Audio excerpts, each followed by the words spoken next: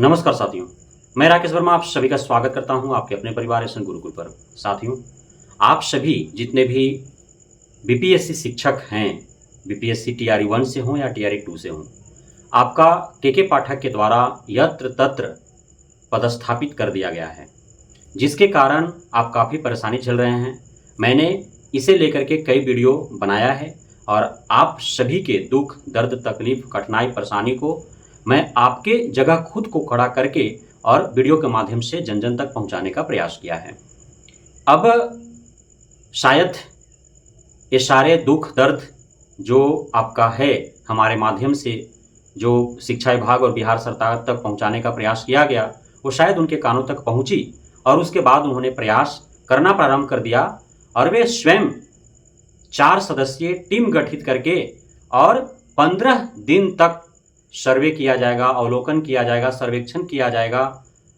उसके बाद रिपोर्ट तैयार किए जाएंगे, तब सारे विसंगतियों को दूर करने का प्रयास किया जाएगा।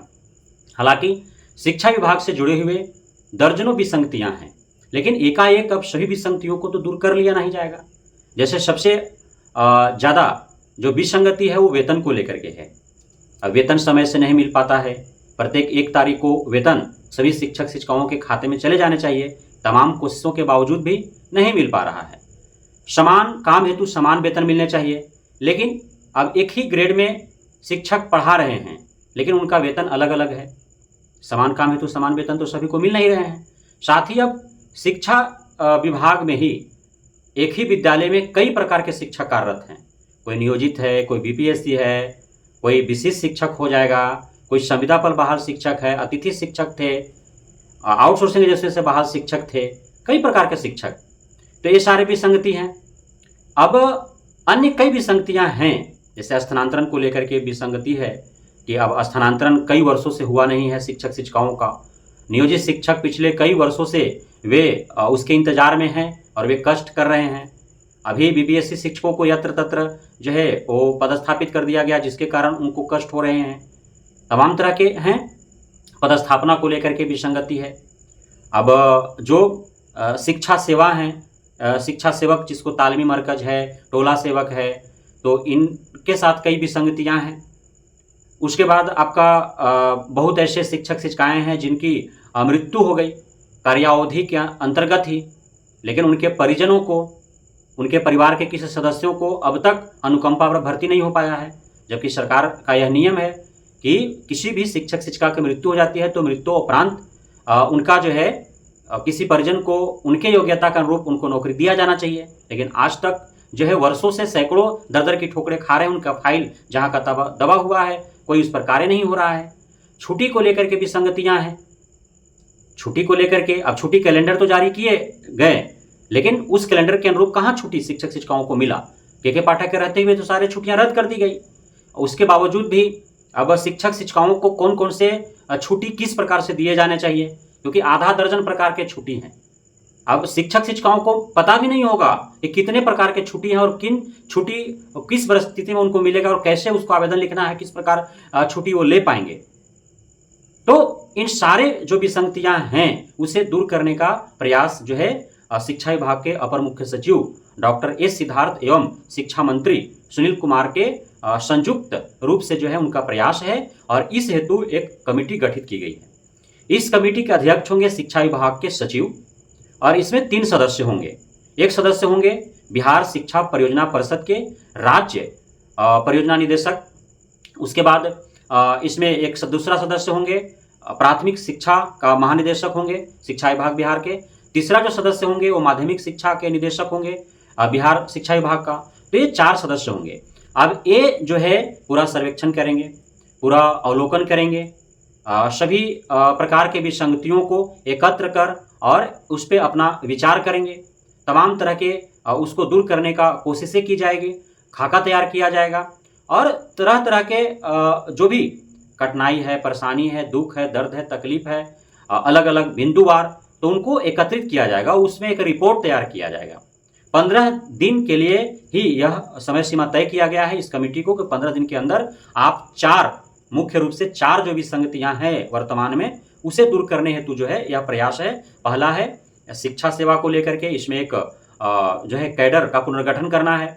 उसके बाद दूसरा है स्थानांतरण एवं पदस्थापना को लेकर के, चूंकि अब पदस्थापना के समय जो है किन किन बिंदुओं को ध्यान रखना चाहिए ताकि अधिक से अधिक सहूलियत मिल सके। अब जो पुराने शिक्षक हैं उनको स्थानांतरण किस प्रकार की दिया जाए, क्योंकि स्थानांतरण हेतु शिक्षक शिक्षिकाओं का मांग है कि उनको म्यूचुअल ट्रांसफर का लाभ मिले, नहीं उनको ऐच्छिक स्थानांतरण का लाभ मिले, तो इस बाबत प्रयास किया जाएगा। सक्षमता परीक्षा उत्तीर्ण शिक्षक शिक्षिकाएं पदस्थापना हेतु इंतजार में काउंसलिंग करा करके कब उनको पदस्थापना की जाएगी, और उसमें विद्यालय अलॉटमेंट उनको करना है। तो देर क्यों हो रहा है, इसी वजह से हो रहा है कि बीपीएससी टीआरई 1 टीआरई 2 से नौनियुक्त शिक्षक शिक्षिकाओं को यत्र तत्र पदस्थापित कर देने वजह से काफी कठिनाई में है वो। तो क्षमता परीक्षा उत्तीर्ण शिक्षक शिक्षिकाएं भी उस कठिनाइयों से न गुजरे, इस वजह से जो है पहले ही कमेटी गठित करके और उन हुए गलतियों को जो पीछे पूर्व एससीएस के पाठक के द्वारा जो गलती हुई है उसको पुनः न दोहराया जाए, इस हेतु इस प्रकार की कमेटी गठित किया गया है। नहीं तो पदस्थापना और स्थानांतरण को लेकर के।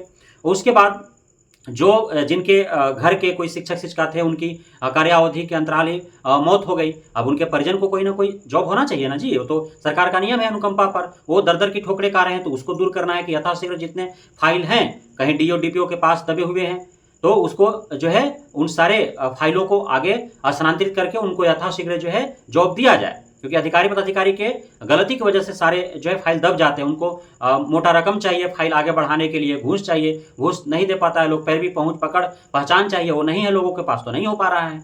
उसके बाद जो है छुट्टी कैलेंडर को लेकर के कि छुट्टी जो 60-62 दिन का जो छुट्टी है तो वो छुट्टी कब कब कैसे दिया जाना चाहिए। साथ ही जो अन्य शिक्षकों को जो उनके अनुरोध पर जो छुट्टी मिलती है अलग अलग प्रकार के, तो वो छुट्टी कब किस परिस्थिति में किस प्रकार किसे दिया जाए और कौन देगा, ये सारे जो है समस्याओं को दूर करने का प्रयास करने हेतु जो है कमेटी गठित की गई है। 15 दिनों के बाद 15 दिन में यह सारी रिपोर्ट जो है वो शिक्षा विभाग के पास, शिक्षा मंत्रालय के पास चला जाएगा। उसके बाद जो है इस पर जो है इन सारे विसंगतियों को दूर करने का शिक्षा विभाग और शिक्षा मंत्रालय के द्वारा सफल प्रयास किया जाएगा।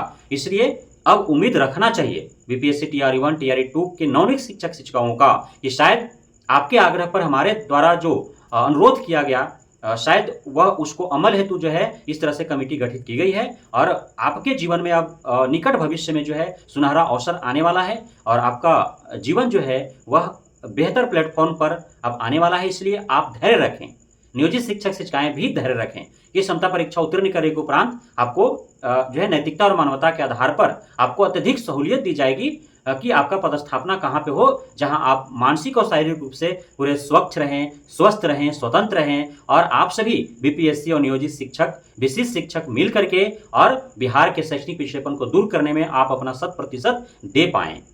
बहुत बहुत धन्यवाद आप सभी गुरुजनों का हमारे साथ जुड़े रहने के लिए, बने रहने के लिए, मित्रता प्यार देने के लिए, हम पे भरोसा बनाए रखने के लिए।